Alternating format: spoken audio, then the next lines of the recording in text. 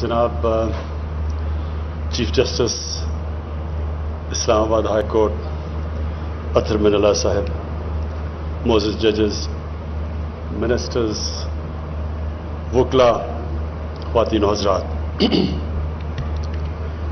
मैंने जब 25 साल पहले अपनी पार्टी का आगाज़ किया तो उसका नाम इंसाफ की तहरीक रखा। और वो क्यों रखा? क्योंकि मैं एक पॉलिटिक्स का भी स्टूडेंट था, तारीख का भी स्टूडेंट था, और बहुत पहले मैं इस नतीजे पे आ गया क्योंकि मैं प्रोफेशनल क्रिकेट बाहर खेलता था, दुनिया मैंने देखी हुई थी। तो पॉलिटिक्स में तो मैं सिर्फ आया एक ही वजह से था कि हमारा मुल्क क्यों पीछे रह जाए। हम देखते थे कि दुनिया आगे जा रही है और पाकिस्तान एक वक्त पे आगे जाते हुए पीछे नीचे आना शुरू हो गया। 60s में पाकिस्तान ये सारे खित्ते में एशिया में चौथे नंबर पर मुल्क था जिसको दुनिया देखती थी, तरक्की कर रहा था, डेवलपमेंट का मॉडल था, क्वालिटी हमारी यूनिवर्सिटीज़ थी, गवर्नमेंट हॉस्पिटल्स में अच्छा इलाज था। हम सब, मैं और मेरी फैमिली गवर्नमेंट हॉस्पिटल में पैदा हुए थे। तो हमने फिर देखा आहिस्ता आहिस्ता हमारा मुल्क ऊपर से नीचे जाना शुरू हो गया, और वो मुल्क जिन्होंने पाकिस्तान से इंस्पायर होके अपना डेवलपमेंट मॉडल लेके आए थे वो ऊपर जाने शुरू हो गए। हमारे सामने सिंगापुर, जिसकी हैसियत कोई नहीं थी, कोई सोच भी नहीं सकता था कि सिंगापुर और पाकिस्तान का कोई किसी मुकाबला होगा, या मलेशिया का, वो सब आगे निकल गए। तो मैं तो वो खुशकिस्मत इंसान था जिसको अल्लाह ने सब कुछ दे दिया था, तो मुझे तो पॉलिटिक्स में आने की कोई ज़रूरत नहीं थी।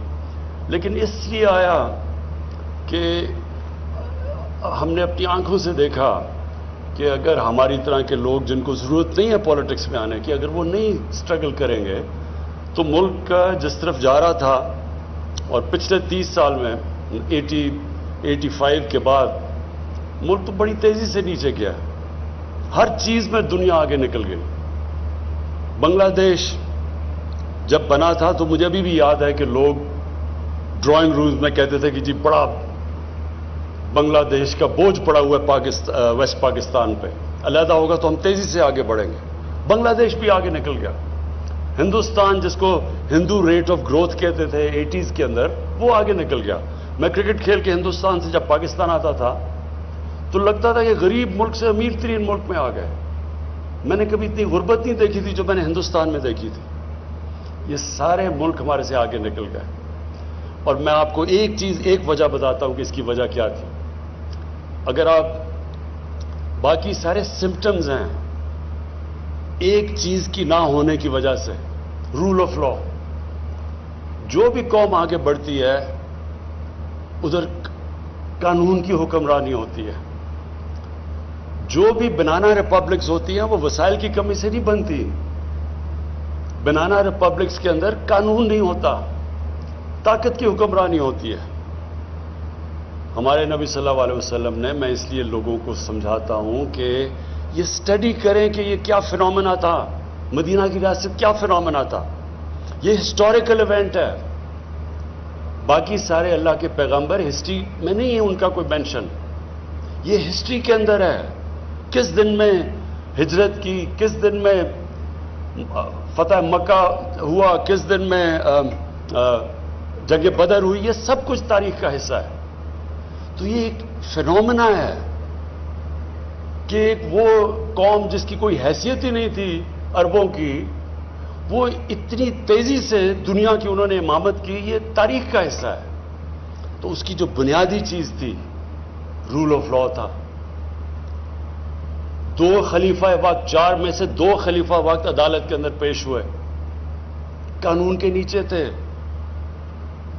हमारे नबी सल्लल्लाहु अलैहि वसल्लम ने बहुत, ये 2 उनकी जो हदीस है ये हम स्कूलों में पढ़ाना चाहिए। उन्होंने कहा तुम्हारे से पहले बड़ी कौमें तबाह हुई, जिधर ताकतवर के लिए कानून और कमजोर के लिए दूसरा, यानी जिधर ताकत की हुक्मरानी है। और फिर उन्होंने कहा कि मेरी बेटी भी जुर्म करेगी तो उसको सजा मिलेगी, कोई कानून से ऊपर नहीं है। ये है पाकिस्तान का अलमिया। हमारे मुल्क में ये जो 2 पाकिस्तान शुरू हो गए, एक नहीं 2 पाकिस्तान, एक पाकिस्तान के लिए एक अलहदा سیٹ آف رولز دوسروں کے لیے علیحدہ. اور یہ جو ریفلیکٹ کیا تھا ابھی سی ڈی اے کے چیئرمین عامر نے یہ جو بھی آپ کو دکھائی کہ وہ جو یعنی جنہوں نے جدھر انصاف ملنا ہے اس کی حالت دکھائی انہوں نے, اور شو کرتا ہے کہ کیا اس ملک کی جو لیڈرشپ تھی اس کو کوئی فکر نہیں ہے کہ لوگوں کو انصاف ملے یا نہ ملے. کیونکہ دیکھیں ایک چیز, امریکہ اپنے آپ کو انٹرنیشنل کرمنل کورٹ کے نیچے نہیں ڈالنا چاہتا, وہ قانون سے اوپر رہنا چاہتا ہے. طاقتور ہمیشہ قانون سے اوپر رہنا چاہتا ہے, وہ قانون کے نیچے نہیں آنا چاہتا. لیکن جو مہذب معاشرہ ہے وہ ان کو قانون کے نیچے لے کے آتے ہیں. جو ہماری سٹرگل ہوئی ہے جب سے آئے ہیں, یہ کیا سٹرگل ہے؟ سارے اکٹھے ہو کے کہتے ہیں کہ جی ہمارے لیے علیحدہ قانون بنا دو, ہمیں این آر او دے دو. ایک ہی بلیک میل کر رہے ہیں کہ نہیں تو آپ کی گورنمنٹ نہیں چلنے دیں گے. اور یہی جنرل مشرف نے سب سے بڑی جو ظلم کیا اس ملک پہ, ایک تو آئین توڑا, لیکن جو سب سے بڑا ظلم کیا این آر او دے دیے طاقتور کو. پیسہ تو جنرل مشرف کا نہیں تھا, پیسہ تو قوم کو چوری ہوا تھا. اس کے پاس تو رائٹ ہی نہیں تھا کہ ان کو کہے جی نہیں ہم نے آپ کو معاف کر دیا. اور میں چیف جسٹس صاحب آپ کے ساتھ 2007 میں اس تحریک میں شامل اس لیے تھا کہ یہ ہمارا نظریہ تھا. میں تو پہلے دن سے کہہ رہا تھا, 25 سال پہلے کہہ رہا تھا کہ ملک تو صرف تب آگے بڑھے گا جس ملک میں آزاد عدالتیں آئیں. اور جب اتنی وہ سٹرگل تھی, اور وہ ایپک سٹرگل تھی, کیونکہ مجھے بڑا فخر ہے کہ ہم اس سٹرگل میں ہم نے شرکت کی, اور جو وکلا نے قربانیاں دی اور جس طرح وہ سامنے آئے, وہ بڑی زبردست سٹرگل تھی. وہ ایک ڈیموکریٹک سٹرگل تھی. وہ in fact struggle rule of law کی تھی. کہ ایک ملٹری ڈکٹیٹر کو کہہ رہے تھے کہ آپ یہ نہیں کر سکتے کہ جج کو, چیف جسٹس کو اس طرح آپ اس کو ہٹا نہیں سکتے. لیکن مجھے بڑے افسوس سے کہنا پڑتا ہے کہ جو اس سٹرگل کی نتیجے میں جو رزلٹس آنے چاہیے تھے, وہ مجھے افسوس سے کہنا پڑتا ہے وہ نہیں آئے. اور وہ ایک اور کہانی ہے کہ وہ جدھر وہ اس نے جانا چاہیے تھا وہ نہیں گئی. لیکن جو رول آف لا, جو قانون کی, جو انصاف کی سٹرگل ہے, وہ ایک آن گوئنگ سٹرگل ہے. وہ مسلسل ایک معاشرہ اس کی سٹرگل کرتا ہے. اور یہی جو معاشرہ یہ اسٹیبلش کر لیتا ہے قانون کی بالادستی, وہی معاشرہ خوشحال ہوتا ہے. جب ریاست مدینہ اور ہم نے فیصلہ کیا کہ ہمارے بچے 8, 9 اور 10 کلاسز کے اندر پوری سیرت نبی پڑھیں گے, ہم ان کو اس لیے پڑھانا چاہتے ہیں کہ یہ تاریخ میں یہ جو فنومنا تھا اس کو اسٹڈی کیا جائے, بچوں کو بھی پتا ہو, تاریخ کا پتا ہو کہ یہ کوئی گریک میتھولوجی نہیں ہے, یہ تاریخ کا حصہ ہے کہ کیسے ایک قوم ٹرانسفارم ہوتی ہے. وہ کیا کیریکٹر تھا جو انسانوں کے کیریکٹر بدل دیے انہوں نے, اور پھر وہ کیا پرنسپلز کے اوپر وہ قوم کھڑی ہوئی تھی. اور اگر آپ وہ پرنسپل اسٹڈی کر لیں, جو بھی آج دنیا میں خوشحال معاشرہ ہے وہ ان پرنسپلز پہ کھڑا ہے. خوشحالی آ ہی نہیں سکتی جب تک آپ میں رول آف لا نہ ہو. پاکستان کا سب سے بڑا اثاثہ آج اوورسیز پاکستانی ہے. ہم ریئلائز نہیں کرتے. میں یہ بھی 25 سال سے کہہ رہا ہوں کہ یہ سب سے بڑے ایسٹ 90 لاکھ پاکستانی جو باہر بیٹھے ہوئے ہیں, ان کی جو جی ڈی پی ہے وہ تقریباً ہمارے 22 کروڑ پاکستانیوں کے تقریباً اتنی ہیں. ان کے جو ڈالرز ہیں ان کو پاکستان کی ضرورت ہے. یہ پوچھے وہ کیوں نہیں آتے پاکستان میں ڈالرز؟ وہ بیچارے ایک پلاٹ لیتے ہیں, جا کے پیسہ کماتے ہیں, ایک پلاٹ لیتے ہیں, 1-2 سال کے بعد واپس آتے ہیں, اس کے اوپر قبضہ ہو جاتا ہے. اور قبضہ کیوں یہاں قبضہ گروپ فلرش کر رہے ہیں؟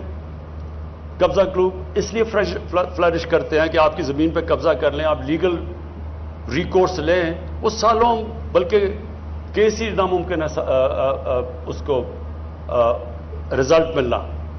تو جب آپ کو انصاف نہیں ملتا تب پھر طاقتور یہ جو قبضہ گروپ ہیں یہ پھر پریویل کرتے ہیں سوسائٹی میں. انگلینڈ میں کیوں نہیں قبضہ گروپ؟ میں ساری 18-19 سال گزارے ہیں وہاں. کیوں نہیں یورپ میں قبضہ گروپ؟ کیونکہ وہاں قانون ہے. تو ہمیں ہماری جو سٹرگل ہے, اور چیف جسٹس صاحب میں آپ کو داد دیتا ہوں, آپ نے بڑی بڑی زبردست ججمنٹس دیے ہیں جو کہ ہمارے معاشرے کے لیے امپورٹنٹ ہے. اور انوائرمنٹ کے لیے خاص طور پہ، کیونکہ ہم نے بڑی تباہی کی اپنے ملک کی، ماحولیات کی. جس طرح ہم نے یہ اسلام آباد، آپ کو حیرت ہوگی کہ 1960 سے 2010 تک جتنی اسلام آباد میں ڈیولپمنٹ ہوئی تھی 10 سے لے کے 20 تک 10 سالوں میں اتنی اور ہو گئی ہے. تو گرین ایریاز جا رہے ہیں اور یہ ہماری گورنمنٹ پوری کوشش کر رہی ہے، اور اس میں آپ کی بڑی ہمیں ہیلپ کی ضرورت ہوتی ہے، اور آپ ہیلپ کرتے ہیں بچانے کے لیے اس ملک کا. یہ جو ایک ماڈل سٹی بنی تھی جس میں گرین ایریاز رکھے گئے تھے، اور اب تو ملک کی ہماری آنے والی جنریشنز کی ضرورت ہے کہ ہم ان کو پولوشن سے بچائیں اور یہ جو کلائمیٹ چینج کے افیکٹس ہیں اس سے بچائیں. تو اس میں یہ تو اب نیشنل نیسیسٹی بن گئی ہے کہ ہم اپنے ملک کو ہرا رکھیں، اپنی انوائرمنٹ کو بچائیں، اپنے دریا پانی کو، ہوا کو صاف رکھیں. لیکن سب سے بڑی بات یہ چیف جسٹس صاحب آپ کے یہاں اس فنکشن سے میں یہ کہنا چاہتا ہوں اور اپنی عدلیہ کو بھی یہ بتانا چاہتا ہوں کہ ہماری گورنمنٹ آپ کی پوری مدد کرے گی فیسیلیٹیٹ کرنے کے لیے. یہ جو ہم نے 93 ضلع کورٹس بنائے ہیں، اور یہ ہمیں کیا بہت پہلے بن جانے چاہیے تھے، اور یہ ایمفسائز کرتا ہے کہ ہمارے لیے انصاف پرائیورٹی ہے، اور انصاف چاہیے ہوتا ہے کمزور کو. طاقتور چاہتا نہیں ہے انصاف، وہ اوپر رہتا ہے قانون کے. کمزور کو پروٹیکشن چاہیے ہوتی ہے طاقتور سے. اس لیے یہ جو عام آدمی کو اگر آپ نے اوپر اٹھانا ہے تو وہ صرف جب ہیومن ڈیولپمنٹ کا حصہ صرف یہ نہیں کہ آپ اس کو تعلیم دیں اور اس کو صحت دیں، اس کو انصاف بھی دینا ضروری ہوتا ہے. اور انصاف جب ملتا ہے ایک معاشرہ آزاد ہو جاتا ہے. اور جو ریاست مدینہ میں سب سے خوشحالی پہلے نہیں آئی تھی، پہلے انصاف آیا تھا، پھر خوشحالی آئی تھی. جو ملک میں ڈیولپمنٹ اور جو انویسٹمنٹ آتی ہے وہ تب آتی ہے جب آپ کا جسٹس سسٹم پروٹیکشن دیتا ہے، کانٹریکٹ انفورسمنٹ ہوتی ہے. جدھر اوورسیز پاکستانی جو ہیں ان کا سب سے بڑا مسئلہ یہ ہے کہ وہ اگر پلاٹ کے اوپر ان کو کانفیڈنس نہیں ہے کہ ایک سمپل سی پلاٹ بھی ہم لے لیں تو وہ بچ جائے گا، تو وہ انویسٹمنٹ کیسے کریں گے، وہ فیکٹریاں کیوں لگائیں گے. تو ہمارے راستے میں یہ بہت بڑی رکاوٹ ہے. اور اس لیے آپ ہمارے سے پاکستان کی عدلیہ کو میں نے کہنا چاہتا ہوں کہ ہم انشاءاللہ پوری طرح آپ کے لیے ہر قسم کی فیسیلیٹیشن کریں گے. یہ ایک اسلام آباد میں بھی پہلا سٹیپ ہے، لیکن اور بھی جب بھی آپ کو گورنمنٹ کی ضرورت پڑے، ہم اس کو یہ نہیں سمجھتے کہ یہ کوئی ہمارا پہلے باقی پیسہ خرچ کریں اور پھر اینڈ میں جو پیسہ بچے وہ جسٹس سسٹم کو دیں. ہم سمجھتے ہیں یہ پرائیورٹی ہے، اس کی وجہ سے پیسہ آتا ہے. جب آپ کے ملک میں انصاف ہوتا ہے تو انویسٹمنٹ اور خوشحالی آتی ہے. تو اس لیے مجھے آج بڑی خوشی ہے.